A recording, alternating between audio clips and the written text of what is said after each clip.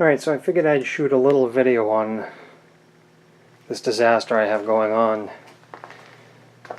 This is probably 400 or 500 pounds of clay that, you know, over the years dried out in the bag, or buckets of scraps I never did anything with because I hate to wedge, and I've always looked for a pug mill. So I finally got myself a pug mill. I bought this used from a potter in New Hampshire, $450, which you know and I know is a pretty good deal. The only thing it didn't have was this cone on the end, which I made. This is actually a muffler part, a tapered muffler I got from Jegs or somewhere for about $25, and I just cut it in half, welded it onto a plate, and bolted it on. So that works very well. This has a cover, but I took it off because I wanted to do this today, and it's not mounted, so I have this clamped to the bench here. But so what I did is, this was a terribly rusty, heavily pitted, big rust flakes. So this product here is what I used. It's a rust remover. Basically it's phosphoric acid, I guess, but did it work good? Basically I filled up a bucket and took this pug mill apart, put 3 gallons of that stuff in there, and I put this end in the bucket standing up.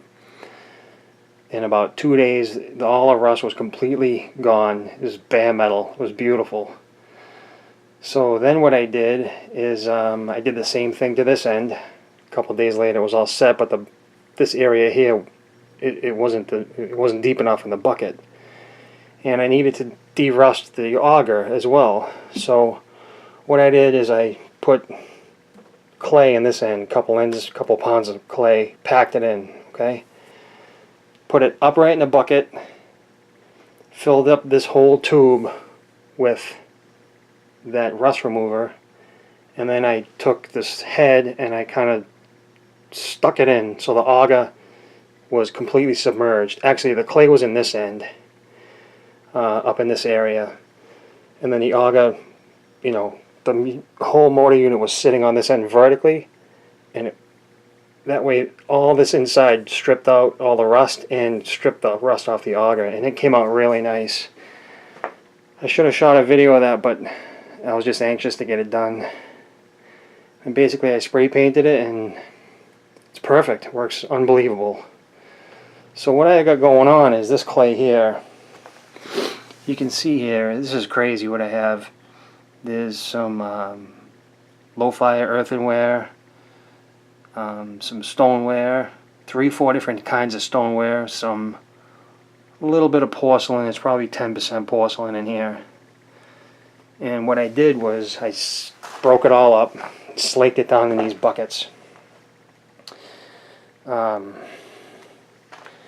it's slaked down after a couple of days, I just kind of decanted off the water that was sitting on top, and I was left with that, you know, that horrible mush you get. And I swept the floor down and put down an old sheet, and I just piled it on the floor. Put a fan on it. Every 12 hours or so I would come in here and kind of break it up. This was spread out a lot more. It was spread, I don't know, 8 inches thick or so. And I would pull off, you know, 30-pound hunks, kind of slam it down on another one, break it apart, kind of repeated that for 2 or 3 days. This is not homogenized at all, as you can see. You can see all the different colors in there. So basically all I'm doing is ripping off, cutting off with the wire actually, a couple pounds at a time, and throw it in that pug mill. Mixes up obviously, and this is what's coming out. Now this, pretty thoroughly mixed. Couple little things here and there, but it's not bad. So this, like I said, is about 500 pounds of clay. This is what I did already. So this is honestly, pugging this amount took me probably half an hour, if that. So what I'm going to do is I'm going to pug all this down, put it in these heavy contractor bags, and you know, close them up nice and tight. Probably put a wet towel in there, and let it set for about, you know, a month or so. Just kind of age it up a little bit, and then what I'm going to do is, as I use it, I'm going to pug it again, just to kind of make sure everything's blended thoroughly. You know, I have no idea what this is going to fire to, the shrinkage. I don't know any of that. So basically all I'm going to do with this is use this for flower pots. And I'll fire them to, you know, 0.4, 0.2, right around there. And I haven't decided, maybe I'll glaze them with a raku glaze or something that's, you know, that'll work on something that doesn't fit quite right. Yeah, so that's about it. I just wanted to show you how I recycled 500 pounds of clay. It wasn't easy, and I'm not going to do this again, believe me. And I know I won't, because now I have a pug mill. So I'll recycle as I go.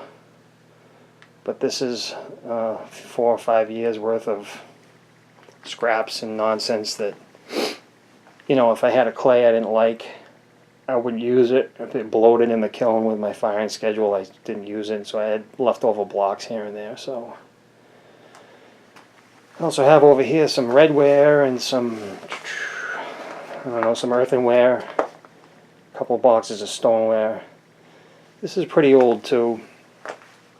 You can't throw at this; it's far too stiff. So what I'll do is, I know for a fact I have 25 pounds of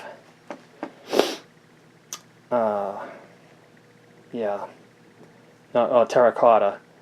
So I'll run that terracotta through that mill to kind of clean it, and then I'll run all the redware through it so it won't be contaminated too bad, because I'm not looking to clean this pug mill either.